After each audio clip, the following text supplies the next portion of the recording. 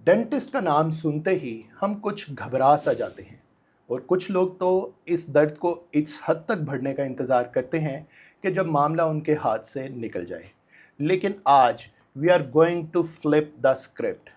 Welcome to the very first episode of ICLD conversation, जहाँ पे हम डेंटिस्ट्री और डेंटल प्रॉब्लम्स को आप लोगों के सामने इस तरह से पेश करेंगे कि आपका नेक्स्ट डेंटल विजिट कंफर्म हो जाएगा। और मैं अपनी पायलट एपिसोड में लेकर आया हूँ एक ऐसा ब्राइट माइंड जो ना कि सिर्फ स्माइल्स को ट्रांसफॉर्म करता है बल्कि लोगों के अंदर कॉन्फिडेंस बिल्डअप करता है। With years of experience and tackling so many cases, आज मेरे पास डेंटिस्ट्री के पायनियर बैठे हैं।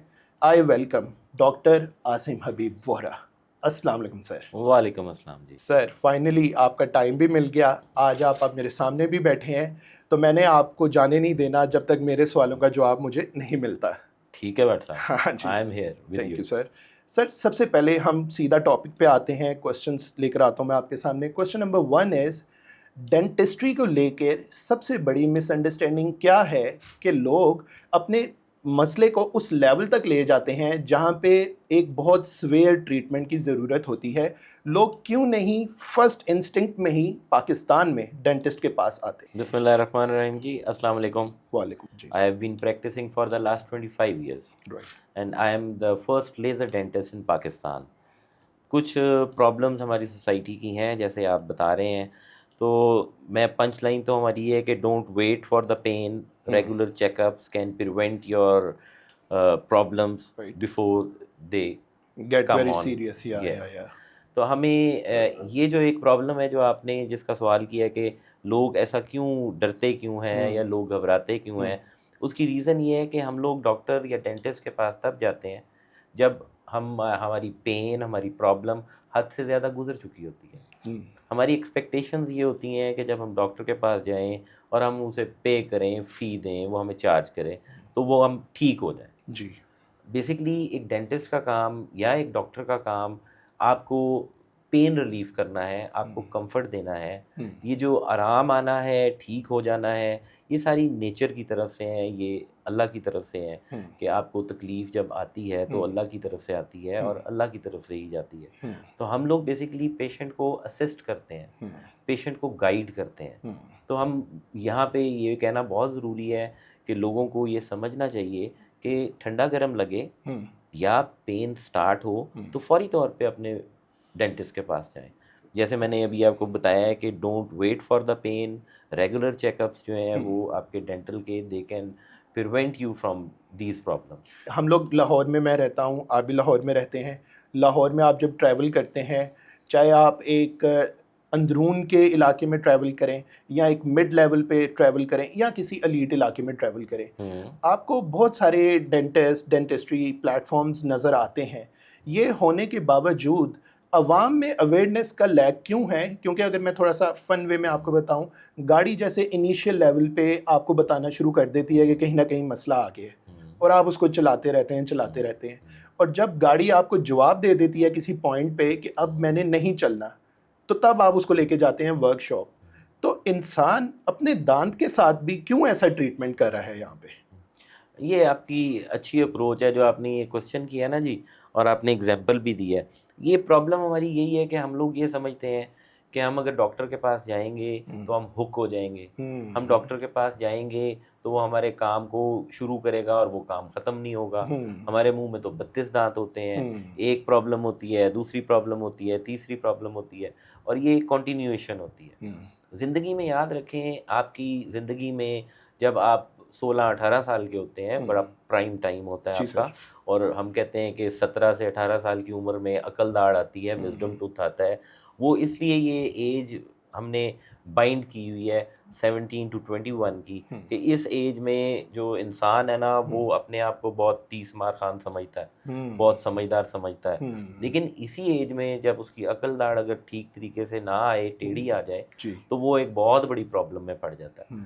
और यही कंटिन्यूएशन अगर हम छोटे होते 7 साल की उम्र में हमारे दांत, पक्के दांत, प्राइमरी टीथ गिरते हैं और परमानेंट टीथ आने शुरू हो जाते हैं। ये एक 7 साल की उम्र की एज होती है। बिल्कुल इस ठीक। एज में आपकी जो दूध के दांत हैं गिरे और फिर पक्के दांत आने शुरू हुए, और अप टिल 12 to 14 ईयर्स की एज तक आपके पक्के दांत और कच्चे दांत इकट्ठे ही होते हैं, और अराउंड 12 to 14 में ही आपके सारे दूध के दांत, प्राइमरी टीथ की शेडिंग हो जाती है, गिर जाते हैं नेचुरली, और फिर पक्के दांत आपके परमानेंट टीथ आ जाते हैं। अब ये जो आपकी एक एज है 14 अप टिल 14, इस एज में हमें बच्चों को प्रमोट करना चाहिए, उनके लिए एक फन बना देना चाहिए कि ब्रशिंग कैसे करनी है, कब करनी है, उसकी टेक्निक क्या होगी, टूथपेस्ट कौन सी इस्तेमाल करनी है, टूथपेस्ट इस्तेमाल करने के फ़वाइद क्या हैं। ये सारी चीज़ें एक बहुत बड़ा,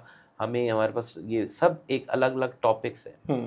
हर टॉपिक के ऊपर हम एक पूरी किताब लिख सकते हैं। अगर हम ब्रश के डिज़ाइन की बात करें तो ये इतनी वेरिएशन है। देखें आप, ब्रश में कितनी इनोवेशंस हैं जी।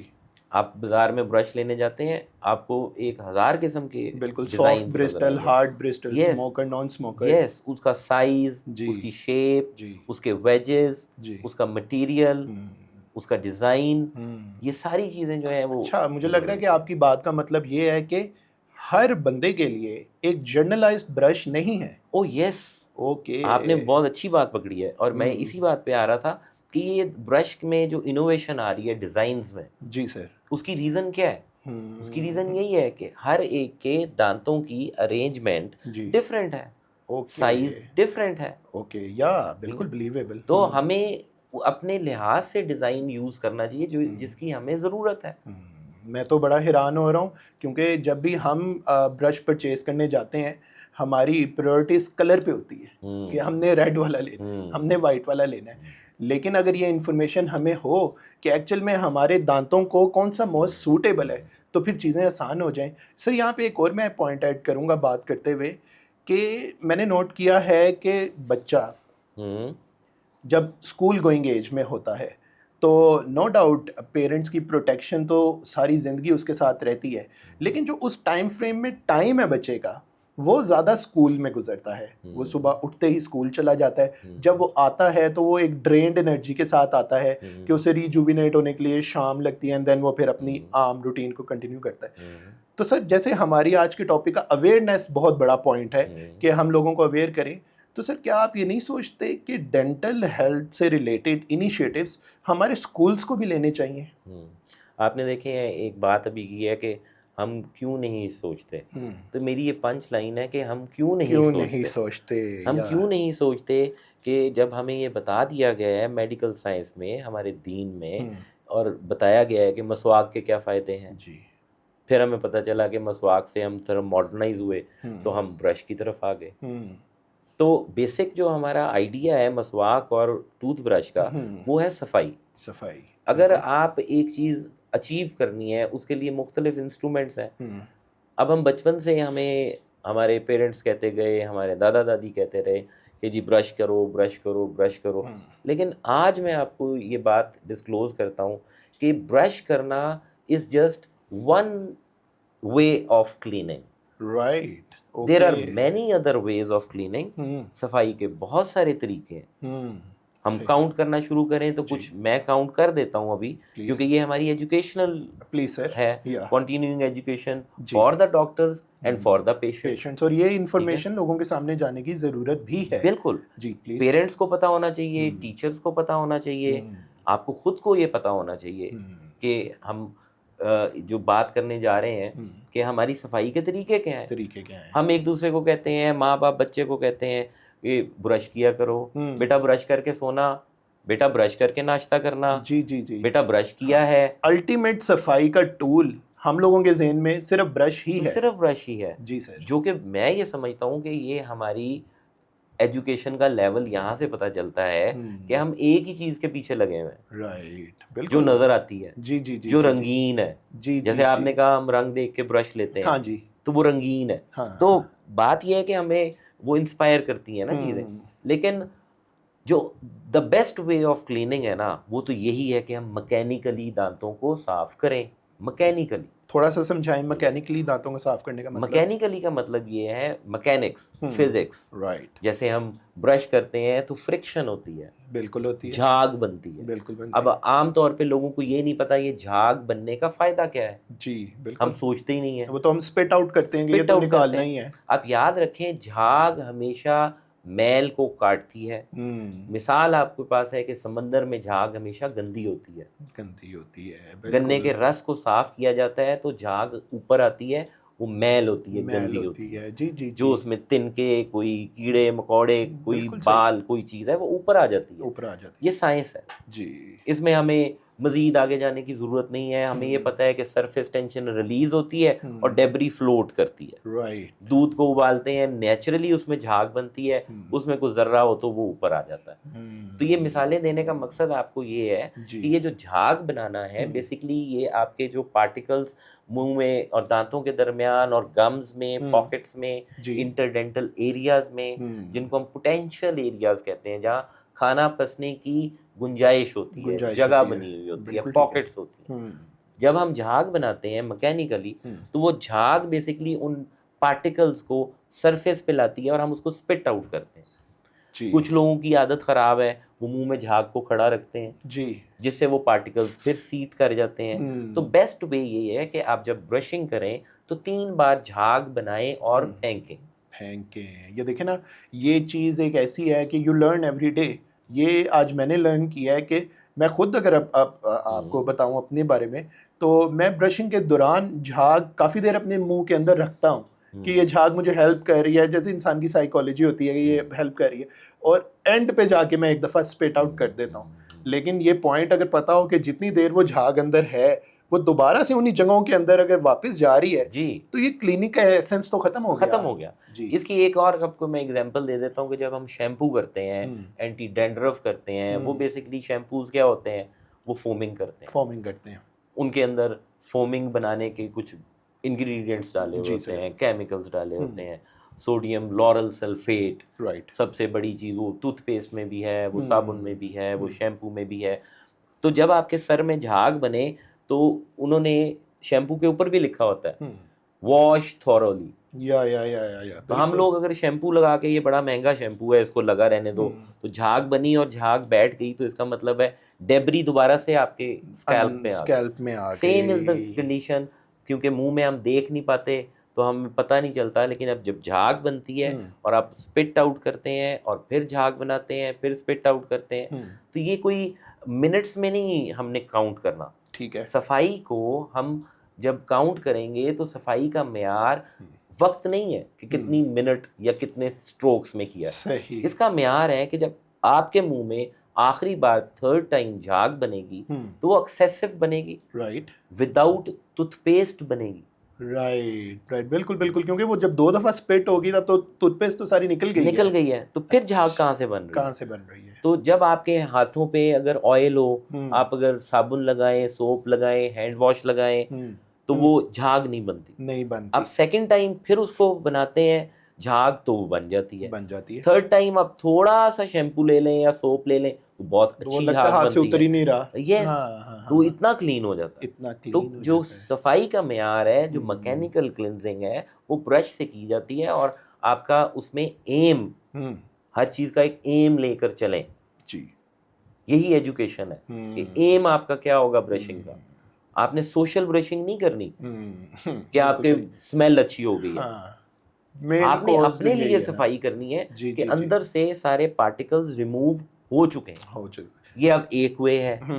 अदर वे आपकी केमिकल क्लिनजिंग, माउथ वॉशेस हैं, नमक वाला पानी है, ठीक है, मुख्तलिफ, और आप हल्दी डाल सकते हैं पानी में, नमक डाल सकते हैं, कुछ लोग ऑयल और सॉल्ट को मिक्स करते हैं। मैं कंजर्वेटिव हूँ और मैं चाहता हूँ कि आप सफाई करें, जैसे मर्जी करें। यहाँ पे एक पॉइंट आया सर, कि आप आगे नेक्स्ट वे पे जाएं, इससे पहले इस पॉइंट पे जो आया मेरे, अगर किसी के मुंह में उसको नहीं पता, टूथपिक की वजह से कोई जख्म हो गया, कोई चीज़ इस तरह से फिजिटिंग की वजह से चबाते हुए हो गया, तो जो ये वे है जैसे नमक के साथ, हल्दी के साथ, तो वो कोई इस तरह से अफेक्ट या इन्फेक्शन, कोई ऐसा प्रॉब्लम तो नहीं बन जाएगा इससे? देखें, आपने बड़ा अच्छा सवाल किया है। हम लोगों को ना, जो हम कहते हैं ना, continuing education for the doctors and for the patients, या for the parents and for the teachers, वो अवेयरनेस, ये सबसे ज़रूरी बात आप सुन लें, इसको आप टैग कर लें। वो क्या बात है? हर वो ज़ख़म हमारे मुंह में जो 3 वीक्स 3 हफ्ते से ज़्यादा पुराना होगा, जी, दैट इज़ डेंजरस। कोई भी जख्म जो 3 हफ्ते 3 हफ्ते तक हील नहीं हुआ, नहीं हील हुआ, वो कॉजिंग प्रॉब्लम हो सकती है यस किसी मेजर मसले की। यस। अच्छा। उसमें अल्सर्स हैं, उसमें जिंजिवाइटिस है, पेरियोडोंटाइटिस है, हमारे मुंह से जो मसूड़ों से खून निकलता खून है निकलता है। और हमारे मसूड़े फूले हुए होते हैं, जी। और अननेसेसरीली लोग टूथपिकें मार रहे होते हैं, जो कि अच्छी बात नहीं है, नहीं है। क्योंकि sterility is very important. Right कि राइट। कोई एक ज़माना था जब इतनी इन्फेक्शंस, इतनी पॉपुलेशन, हाँ इतनी जी, प्रॉब्लम्स हाँ जी। नहीं हुआ करती थी। अब आपको बहुत एहतियात से चलना है। चलना है। म्यूटेशन हो चुकी है, बहुत सारे वायरसेस, बहुत सारे बैक्टीरिया बिल्कुल ऐसे ही जो है। अननोन है, हमारी सराउंडिंग में है। हाँ, और बच्चों के लिए ये है कि मैं प्रेफर करता हूँ कि जैसे कोई टीदर है या कोई चीज़ है, जो अभी दूध पीते बच्चे हैं, जी जी जी। जो अभी गोद वाले बच्चे हैं, जिनकी टीदिंग हो रही है, आमतौर पे टीदिंग जो है वो 7-8 महीने में दांत आने शुरू सर हो जाते हैं। काइंडली टीडिंग थोड़ा सा इजीली एलेबोरेट कर दे ताकि जो उनसे नहीं समझ सके इस जी। बात को वो भी समझे।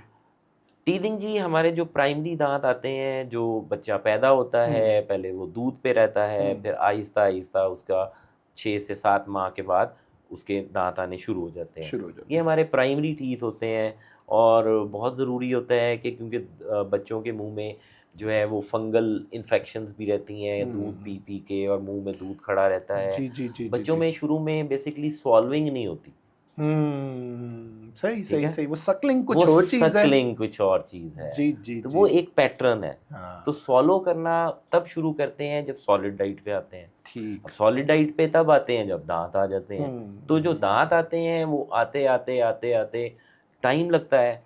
अब बच्चा जब टीदिंग पे आता है तो बहुत सारी प्रॉब्लम्स होती हैं, कभी पेट खराब होना, कभी पेट में दर्द होना, कभी बुखार, थोड़ा बहुत बुखार भी चढ़ जाता है। बिल्कुल होता है, बिल्कुल अच्छा, बिल्कुल। सर में दर्द होना, क्योंकि एक वो एवोल्यूशन है, हाँ, और बच्चा तो बता भी नहीं बच्चा तो सकता कि बता भी उसको। नहीं सकता। हाँ जी। और एवोल्यूशन में आपको पता है कि एक चेंज आ रहा होता है। बिल्कुल आ रहा होता है। एवोल्यूशन को इतना आसान प्रोसेस नहीं है, नहीं है। नेचुरल प्रोसेस है, जी। But it's not easy. नहीं है, और कंट्रोवर्शियल भी है। Yes, school of thoughts different हैं, कुछ बिल्कुल। मानते हैं, कुछ कहते हैं एक नेचुरल अमल हाँ, है, लेकिन एवोल्यूशन तो है। है। और आप ये देखेंगे, मुझे अल्हम्दुलिल्लाह 25 साल हो गए हैं। Very I have been nice. Practising, माशाल्लाह। I am a private practitioner, लेकिन मैंने अपना डाटा कलेक्ट किया है। मेरे पास 25-25 साल पुराने पेशेंट्स हैं, और उन पेशेंट्स के आगे जो बच्चे हुए, अब उनकी टीदिंग पे आए, और फिर वो विजडम टूथ आ रहे हैं उनके। तो वो मैं सारी चीज़ें एवोल्यूशन देख रहा हूँ। देख रहे हैं। एक डेंटिस्ट हाँ अगर जी। अच्छा ऑब्जर्वेंट है, तो वो आपकी सोसाइटी में उसको एक बड़ा रोल है उसका, रोल है उसका, कि बिल्कुल वो ऐसे ही है। हाँ जी, एवोल्यूशन देख रहा हाँ है। जी। जॉज का बड़ा होना, होना। जॉज का छोटा होना, हाँ जी, दांतों का निकलना, हाँ जी। और पेन को रिलीव करना, जी। ये सारी चीज़ें बड़ी मुश्किल है। सर जैसे मेडिकल साइंस में पीरियड फुल स्टॉप कुछ नहीं है, ये एक ऑनगोइंग सब्जेक्ट है। आज भी इसके ऊपर रिसर्चर्स काम कर रहे हैं, और जो आपसे आपकी फील्ड के रिलेटेड हैं, कोई न्यू ब्रेक थ्रू हो, कोई न्यू ट्रीटमेंट्स आए, वो सबसे पहले आपके पास आता है। तो कुछ ऑडियंस के इंटरेस्ट के लिए कोई कुछ ऐसा ट्रीटमेंट है जो आपके एक्सपीरियंस में इवॉल्व हुआ, जिसको आप मानेंगे कि हाँ, पहले होने वाला ये treatment was the wrong way of doing it, now is the right way of doing it. कोई ऐसा कोई प्रोसीजर अगर आप आपके सामने लेकर आना चाहिए। आपने एक ऐसी बात पूछ ली है जिसके बारे में हम पूरा एक प्रोग्राम भी करेंगे। श्योर, मैं जिसमें इस बात को रिलेट करूंगा जी मॉडर्न डेंटिस्ट्री की और कन्वेंशनल डेंटिस्ट्री को। जब हम थोड़ा स्टडी करते हैं, तो मैं पिछले 12 साल से I am the first laser dentist in Pakistan. मैंने यूएसए से, वर्ल्ड लेज़र एकेडमी से मैंने अपनी सर्टिफिकेशन की, और मैंने काम स्टार्ट किया लेज़र्स के ऊपर। और मुझे बहुत सारी चीज़ें ऐसी नज़र आईं जो कि हम पहले नहीं कर रहे थे कन्वेंशनल बिल्कुल डेंटिस्ट्री ठीक में। है। और कुछ ऐसी ट्रीटमेंट्स थे कि आम तौर पे एक डेंटिस्ट जो है वो 12 to 15 प्रोसीजर्स करता है नॉर्मली, राइट। जिसमें स्केलिंग है, पॉलिशिंग है, दांत निकालना है, दांत लगाना है, ब्रेसेस लगाने हैं। ये सारे ट्रीटमेंट्स अगर हम कैलकुलेटिवली देखें तो it's not more than 15 to 16 procedure. Right. Whereas I am using dental lasers, और डेंटल लेजर्स की वजह से I am performing 52 dental procedures 52 dental Dental procedures procedures. with laser. with laser. Right. What I call them is laser assisted treatments. ठीक है। ये painless हैं, ये bloodless हैं, ये फ्लॉलेस हैं। ये मेरा नेक्स्ट क्वेश्चन था कि लेज़र जब मैं सोचता हूँ तो लेज़र एक बीम ऑफ लाइट ही है, तो वही मैंने पूछना था कि how come it is painless for the patient obviously. देखें जी, ये जो साइंटिस्ट हैं जी ये चीज़ों को इन्वेंट करते हैं। जी। हम लोग बेसिकली स्टडी करते हैं, एजुकेशन लेते हैं और उन चीज़ों को, जैसे जिनको हम SOPs कहते हैं, उनको फॉलो करते हैं। हम बुक्स को फॉलो करते हैं, जी। हम पढ़ते हैं और फॉलो करते हैं और फिर उसको परफॉर्म करते हैं। अब ये जो डेंटल लेज़र है ना जी, ये एक ऐसा टूल है। It's not a treatment basically, it's a tool. It's a tool. लोग समझते हैं कि लेजर्स जो है ना ये किसी ट्रीटमेंट का नाम है। बिल्कुल, मुझे भी अभी तक यही लग रहा था कि इट्स अ लेजर ट्रीटमेंट। हाँ जी। अच्छा। इसलिए मैंने क्या बोला कि हम लेज़र असिस्टेड ट्रीटमेंट्स करते हैं। अब लेज़र असिस्टेड ट्रीटमेंट्स जो हैं वो बेसिकली क्या है कि हम अगर दांत निकाल रहे हैं तो हम लेज़र की हेल्प से निकाल रहे हैं। लेज़र हमें क्या उसमें असिस्ट कर रहा है? लेज़र पेन को कंट्रोल करता है, लेज़र ब्लीडिंग को कंट्रोल करता है, और सबसे मज़े की बात कि लेज़र एक ऐसी टेक्नोलॉजी इन्होंने बनाई है जो बायो स्टिमुलेशन करती है। ओके, इसको भी थोड़ा इजी लैंग्वेज में समझाएं ऑडियंस के लिए। बिल्कुल, बहुत आसान है। बायो स्टिमुलेशन ऐसे है कि जब बच्चा गिरता है और माँ उसको उठा के उसको फूंक मारती है, उसको सहलाती है उसके ज़ख्म को, तो बच्चा अच्छा फील करता है और वो ठीक हो जाता है। बिल्कुल बिल्कुल बिल्कुल बिल्कुल। तो लेज़र को मैं रिलेट इसी एनर्जी से कर रहा हूँ। Very nice. कि वो एनर्जी जो हम पेशेंट के ट्रीटमेंट में इस्तेमाल कर रहे हैं वो बेसिकली लाइट है। Light is energy, energy. Laser is light, light is energy. और जब एनर्जी को हम सेलुलर लेवल के ऊपर ट्रांसमिट करते हैं जी सर, तो हमारा जो सेल है वो प्रोलिफरेट करता है, सेल हेल्थ इम्प्रूव होती है, बिल्कुल ठीक, और हमारी हीलिंग इंड्यूस होती है। हीलिंग इंड्यूस होती है। इससे अच्छे तरीके से कोई एक्सप्लेन नहीं कर सकता। मुझे पता है ऑडियंस, यहाँ पे कुछ टर्म्स ऐसी भी बोली जा रही हैं जो सुन के आपको लगेगा कि डॉक्टर साहब क्या बात कर रहे हैं, लेकिन लेज़र ट्रीटमेंट के हवाले से जो सर ने बात कर दी कि जिस तरह माँ आपको उठा के जब फूंक मारती है तो एकदम से दर्द वैनिश हो जाता है, तो आप ऑडियंस लेज़र ट्रीटमेंट को कुछ ऐसे भी ले सकते हैं। अगर लगी है दिल में कोई भी बात या कनेक्ट हुए हो इस कंटेंट के साथ, तो अब गेम है इन योर हाथ, और आपने ये गेम इस तरह से प्ले करनी है कि अभी नीचे जाएं, सब्सक्राइब करें, बेल आइकन को दबाएं और हमारी अगली वीडियो आने का इंतज़ार करें। तब तक के लिए Ehsan but with Asim Habib Vohra is signing of.